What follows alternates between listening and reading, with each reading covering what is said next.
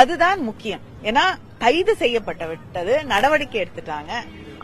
அப்படி இருக்கக்கூடிய ஒரு சூழல்ல நான் நிச்சயமா என்னோட கண்டனத்தை நான் ட்விட்டர்லயும் தெரிவிச்சிருக்கேன், செய்தியாளர்களை சந்திக்கும் பொழுதும் நான் தெரிவித்திருக்கிறேன். இப்படிப்பட்ட சம்பவங்கள் நடக்கக்கூடாது. இது எல்லாருமே இந்த சமூகமே வெட்கி தலைகுனியக்கூடிய ஒன்றுதான். இது தொடர்ந்து உலகம் பூரா பல இடங்கள்ல நடந்து கொண்டிருக்கிறது. இப்படிப்பட்ட நிகழ்வுகள் நடக்கக்கூடாது அப்படிங்கிற ஒரு நிலை வர வேண்டும் என்பதுதான் எல்லாருடைய விழைவு. ஆனா இதுக்கு என்னோட கண்டனத்தை நான் தெரிவித்திருக்கிறேன். அதனால நடவடிக்கை எடுத்த பிறகு பொள்ளாச்சியில நடந்தது போல நடவடிக்கையே எடுக்காம குற்றவாளிகளை பாதுகாக்கக்கூடிய ஒரு நிலை இல்லை. குற்றவாளி யாராக இருந்தாலும் கைது செய்ய வேண்டும் என்று முதலமைச்சர் தெரிவித்த பிறகு கைது செய்து நடவடிக்கை எடுத்த பிறகு நான் என்ன போராட்டம் பண்ண முடியும்?